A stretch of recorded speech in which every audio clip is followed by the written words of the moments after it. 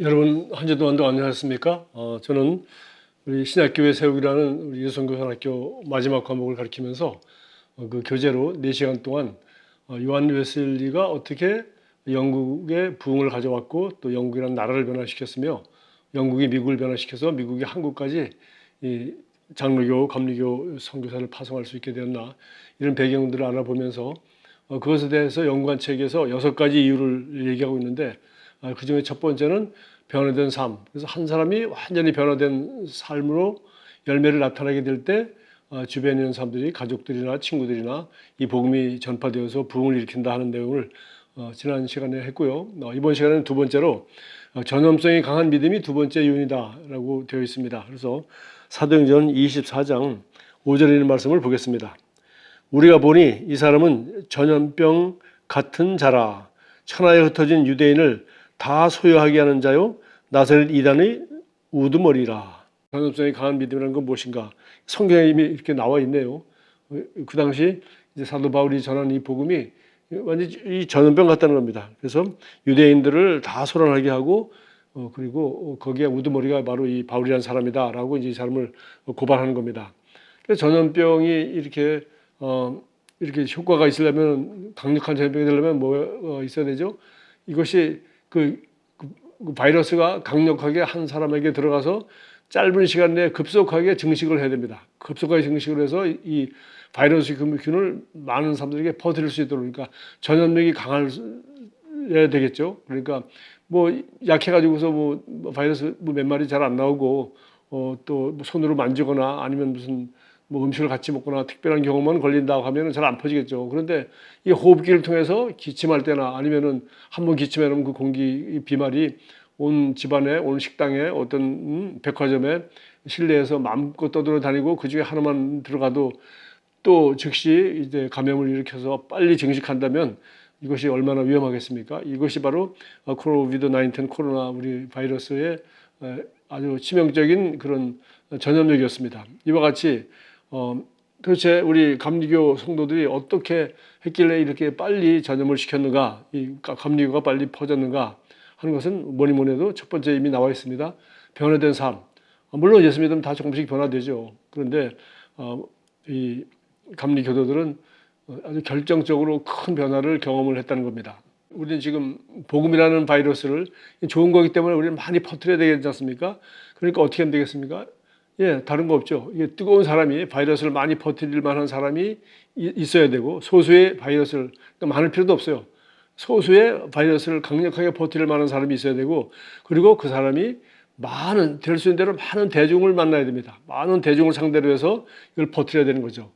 그래서 우리 감리교에서 그 웨슬리가 한 이 감리교 운동의 가장 핵심적인 것은 바로 소위 필드 프리칭이라는 건데 들판에 나가서 설교를 한 것입니다. 과거에는 그냥 성공회에 그냥 동네마다 있는 교회 주일마다 한 번씩 그냥 가는 것이었어요. 가는 것이다 보니까 안 가는 사람들도 뭐 많고 또 뭐 다 들어갈 수도 없고 또 뭐 가서 뭐 무슨 설교를 어떻게 하는지도 모르고 자원 뜨겁지도 않고 뭐 가봤자 뭐 전염되지도 않고 하는 그런 죽은 종교였는데 이제 웨슬리는 이 복음을 가지고 밖으로 나갔습니다. 과거에도 그렇게 한 사람이 단 하나도 없었죠. 근데 웨슬리도 이런 생각을 못했고 자기도 뭐 이 가운을 입고 예배당 안에서 거기 강대상 위에 올라가서 그 순서대로 설교하고 순서대로 매 1시간 내에 설교하고 하는 그런 평생 경험했고 평생 아주 습관이 된 그걸 못 벗어나는 사람이었습니다. 그런데 한참 후배고 나이가 어렸던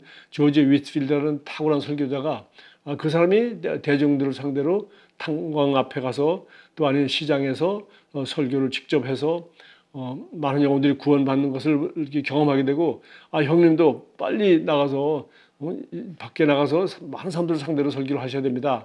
라고 자꾸 그렇게 권해가지고 마지못해서 동생 찰스가 이제 웨슬리 뭐 조지 위필드하고 나이가 비슷하고 더 어리니까 동생 찰스가 먼저 나가서 해보니까 진짜 사람들이 많이 회심하고 놀라운 역사가 일어나는 거예요. 그래서 형을 또 검명을 하고 해가지고서 조지 위필드가 그렇게 얘기하고 또 동생도 그렇게 얘기해서 그 권면에 못 이겨서 할 수 없이 나가서 복음을 전했는데 웬걸 뭐 조지 위필드처럼 큰 목소리로 그런 굉장한 최고의 달변가요 웅변가였다고 합니다.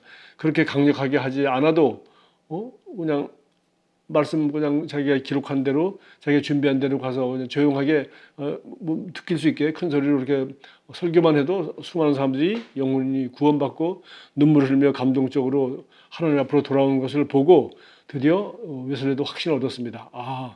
내가 될 수 있는 대로 많은 사람들에게 직접 찾아가서 복음을 전해야 됐구나. 그러니까 무엇보다 중요한 것은 대중을 찾아가는 것입니다. 교회 올 때 기다리는 것이 아니라 오늘날로 말하면 저희들도 뭐 개척 때 많이 해봤습니다만 노방전도, 축호전도, 뭐 우리 병원전도, 뭐 찬양전도, 공원 찬양전도 이것들을 그냥 매일 주일 오후에 예배드리지 않고 주일 예배 끝나고 바로 오후에 나가서 그렇게 하기도 하고 그렇게 했어요. 또 우리 군인들 선교하겠다고 전방 군부대도 가서 우리가 뭐 이렇게 빵도 사가지고 하고 특별히 해서 우리가 뭐 위문공연 비슷하게 우리 온다 해가지고 우리가 가서 율동팀도 같이 가고 해서 그렇게 이제 광고를 미리 한 다음에 우리가 그 당시 뭐 뭘 먹고 싶냐 그러니까 30년 전입니다.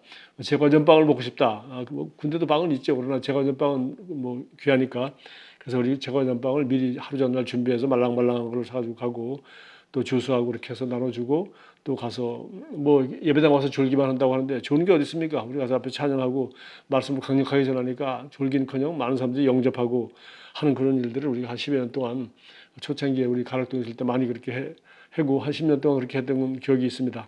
이와 같이 재능들을 직접 찾아가는 것이죠. 우리 뭐 분당 중앙으로서 찬양 전도를 한다거나 그 차병원이나 뭐 여기 용인 와서도 저희들이 여기 강남병원도 가고 여기저기 매주 하루를 딱 정해놓고 뭐 가기 싫어도 무조건 그날은 병원 전도하는 날 아니면 뭐 아파트 전도하는 날 이렇게 해서 열심히 그렇게 하였습니다. 근데 이번에 뭐 코로나 이런 것 때문에 뭐 그전에도 뭐 이것도 끊어졌지만은 뭐 그런 건 이제 꿈도 못 꾸는 시대가 되고 말았는데 어쨌든 간에 그렇게 직접 찾아갔을 때 많은 영혼들이 구원받고 했습니다. 그러나 그렇다고 그 영혼들이 구원받는다고 해서 뭐 다 교회로 연결되거나 하는 것은 매우 드뭅니다. 우리가 잘 알다시피. 그러나 중요한 것은 이렇게 많이 찾아가는 데는 당할 도리가 없는 거죠. 웨슬리는 그렇다고 누가 오라서 그런 것이 아니라 오란 데는 없는 것입니다. 되게 찾아가서 참 놀라운 것은 그 당시 이제 상황이 다르고 나라가 다르고 이제 뭐 다 그 도시마다 다 달랐겠죠. 핍박도 엄청나게 많이 받았지만 그러면 장터에 나가서 두세 사람이 같이 가서 손잡고 기도하고 그리고 찬송을 몇 곡 부른 다음에 그리고 설교하기 시작하면은 5명, 6명 소그룹을 모이다가 나중에 어떨 때 보면 많이 모일 때는 2,000명, 3,000명도 모였다고 합니다. 그 당시 그 영적 분위기를 알 수가 있죠. 그래서 어쨌든 간에 너무나 희귀한 일이고 사람들이 뭐 스마트폰도 없고 TV도 없고 라디오도 없고 아무것도 없고 무지무지하게 가난하고 그 영국에서 그 뭡니까 산업혁명으로 인하여 어린 아이들까지 막 10살짜리, 12살까지도 그 탄광에 가서 일하고 공장에 가서 밤새도록 일하고 휴일도 없이 일하고 하는 뭐 이런 일들이 있었다고 합니다.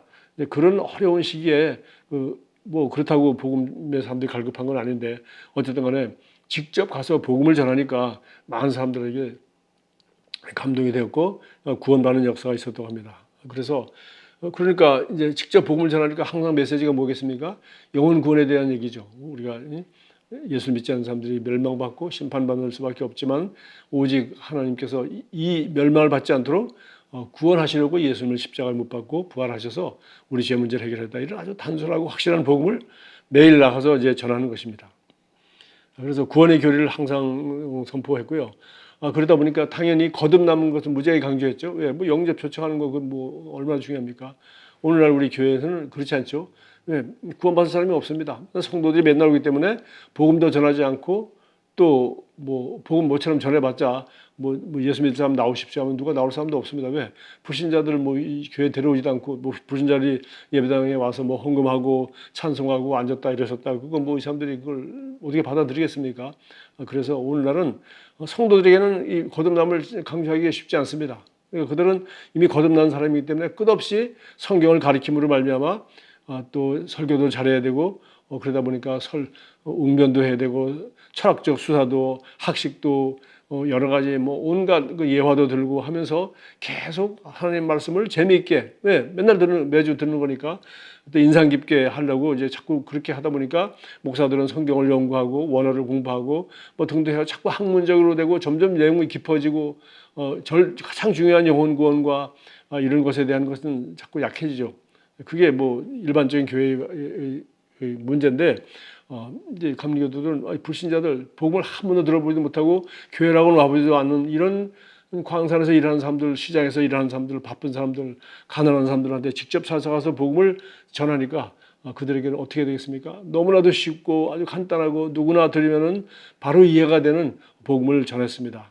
그래서 이렇게 야외절 설교를 함으로 말미암아 많은 사람을, 그러니까 압도적으로 많은 사람들을 상대하고 압도적으로 많은 사람들이 복음을 듣다 보니까 압도적으로 많은 사람들이 예수를 믿고, 그러다 보니까 이 믿은 사람들이 이제 드디어 뜨겁게 변화됨으로 말미암아 그들이 또 복음을 전하게 되는 이런 역사가 일어나게 되는 거죠.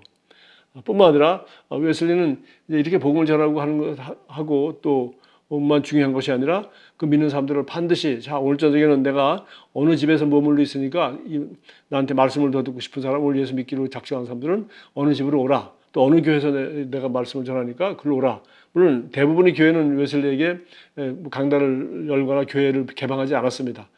핍박만 하고 이단이하고 정죄 안 하면 다행이죠. 그러다 보니까 자기를 환영하는 집, 또 이제 몇 번 돌다 보니까 나중에 감리교도가 생기니까 그런 집에가 있거나 하면 거기서 며칠 묵으면서 새벽 내가 5시에 설교하니까 출근하기 전에 오십시오.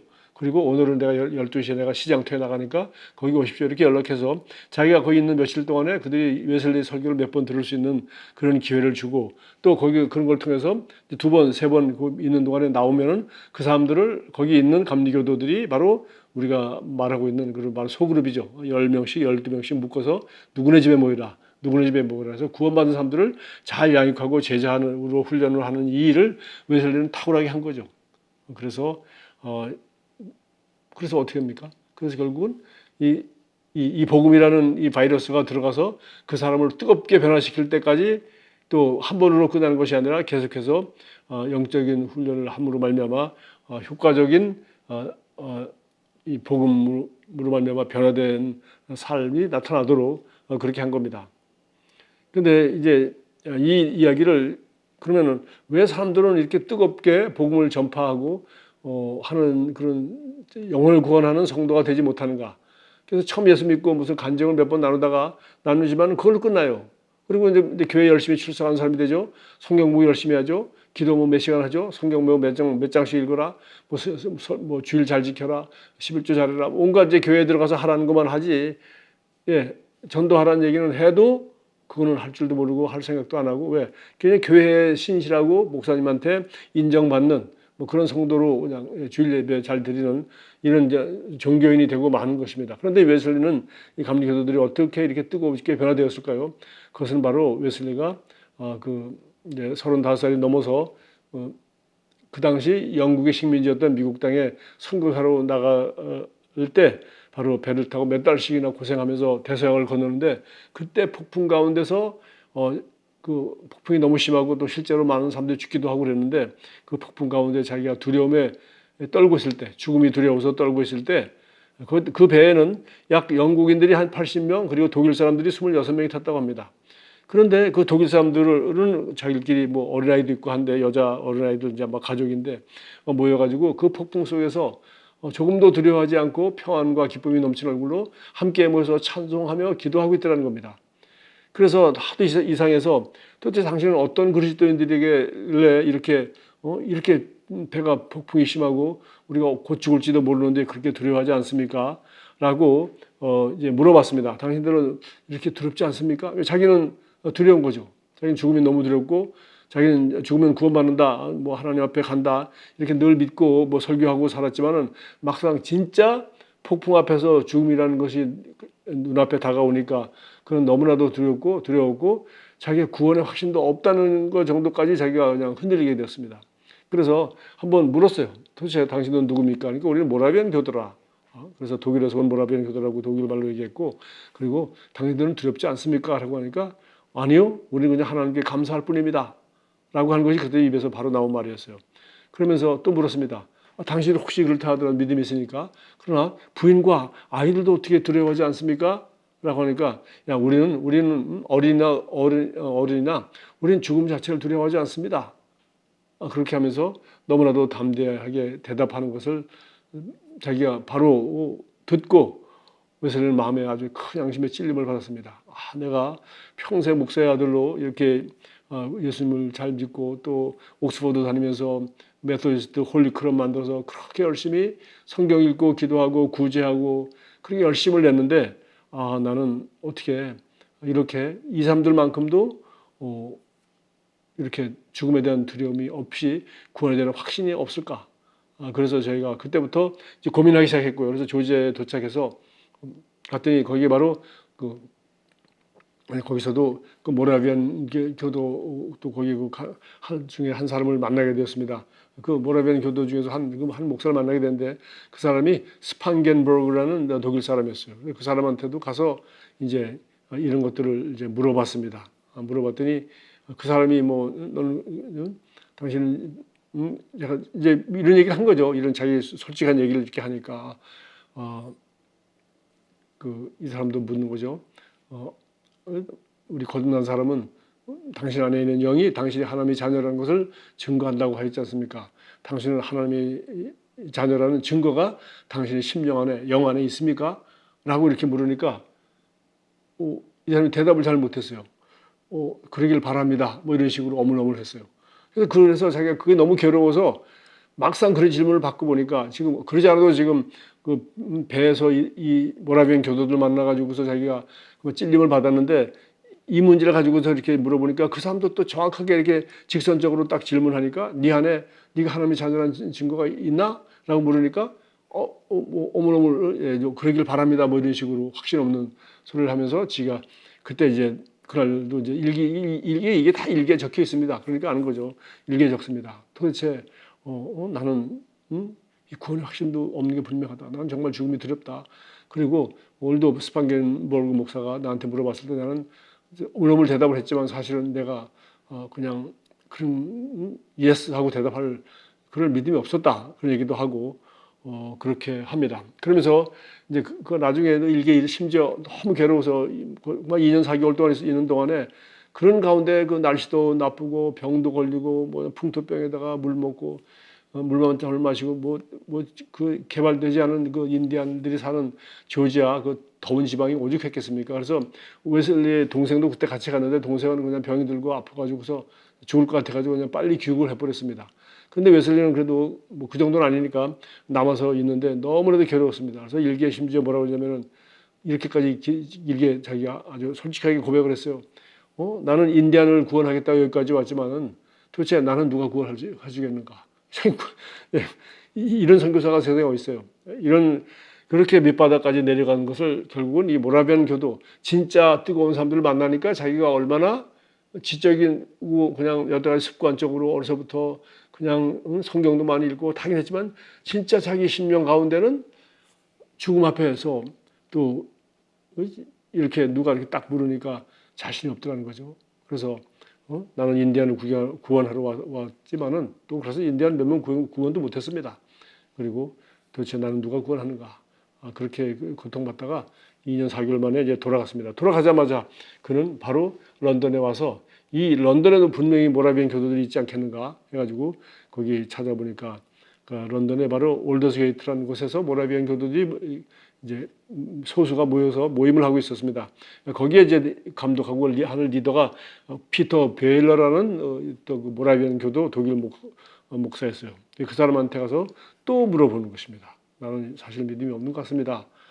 그런데 내가 믿음도 없는데 내가 이렇게 목사로서 그때 이제 38살 때인데 나는 매주 여기 밖에 목사로서 내가 설교도 하고 해야 되는데 내가 뭐 설교할 자격도 없지 않습니까? 막 이렇게 얘기하니까 당신이 믿음이 없어도 믿음을 설교하십시오. 그러면 당신도 믿음이 생길 겁니다. 라는 아주 재미있는 그런 대답을 하면서 이 사람이 어쨌든 웨슬리하고 개인적인 상담을 해주기도 했습니다.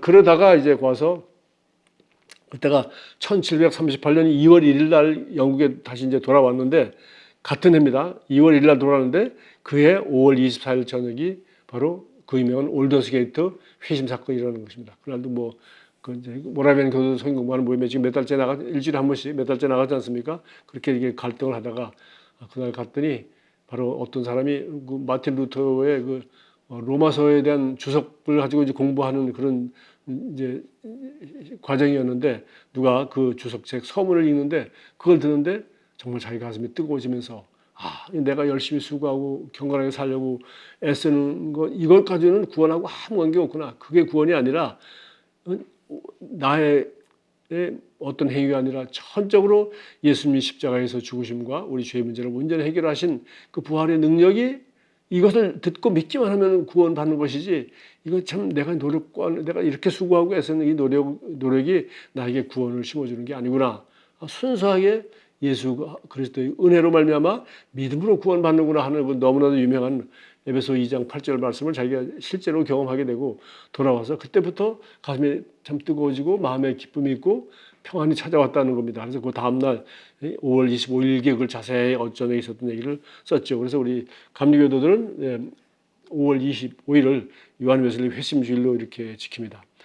그래서 뭐 여기서 이 사람이 그냥 만족하겠습니까? 그래서 즉시 배를 타고, 또 그 당시 기차도 없고 할 텐데 말을 타고 해서 드디어 약 4개월 동안에 걸쳐서 모라비안 교도들이 살고 있고 거기서 선교사를 파송하고 하던 그 독일을 직접 찾아가는 겁니다. 바로 모라비안 교도들이 전부 다 거기서 왔으니까요.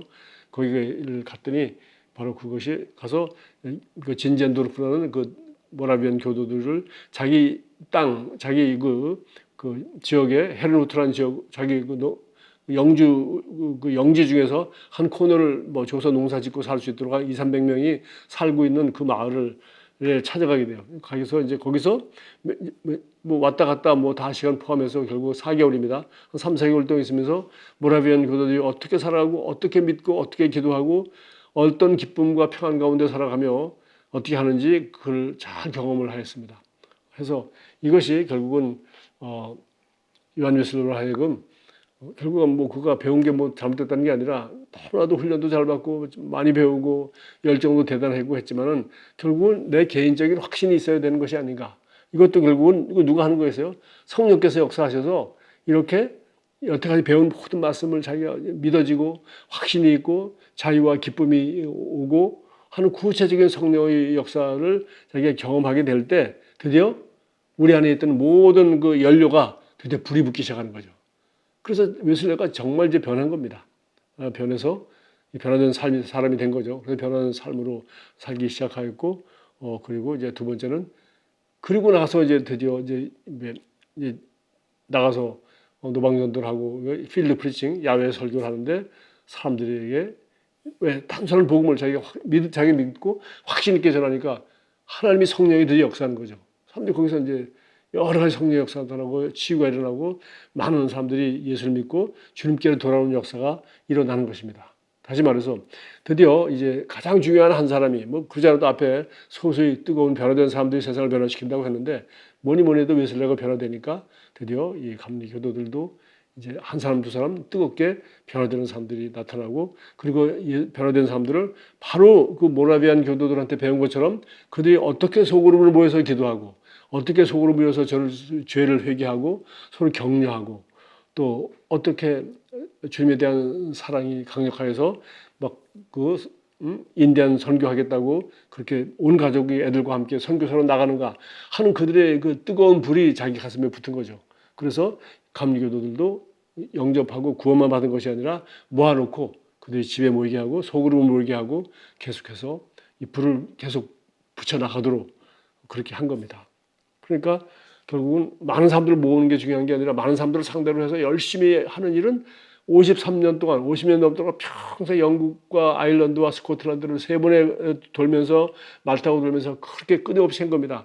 했지만은 그래서 수많은 사람을 구원한 것뿐만 아니라 그 사람들을 전부 12명씩 클래스로 묶고 우리를 말하면 소그룹이요 집집마다 모이게 하고 사도행전과 똑같이 예수님처럼 12명을 갖다가 확실한 12명의 제자를 3년 반 동안 삼은 것처럼 웨슬리는 바로 이렇게 소수의 뜨거운 사람들을 동네마다 한 그룹씩 이렇게 만든 겁니다.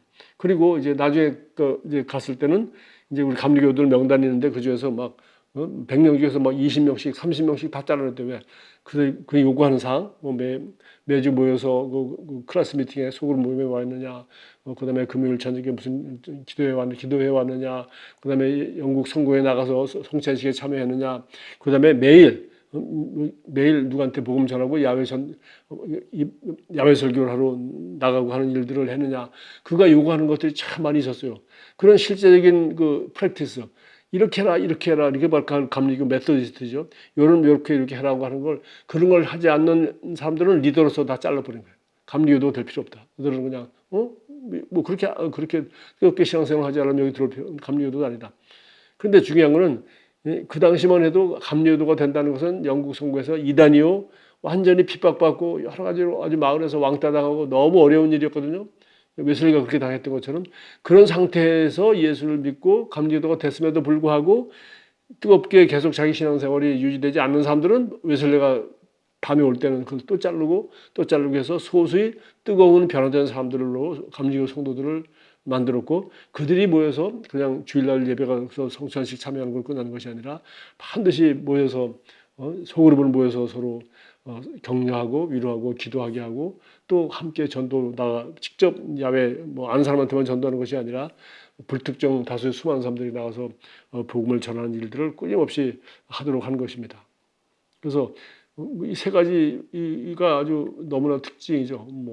그 외에도 여러 가지겠는데 단순하고 쉬운 강력한 복음 메시지를 수많은 가장 많은 사람들에게 그 방법이 뭐 친구 전환도 가지고는 어림도 없죠.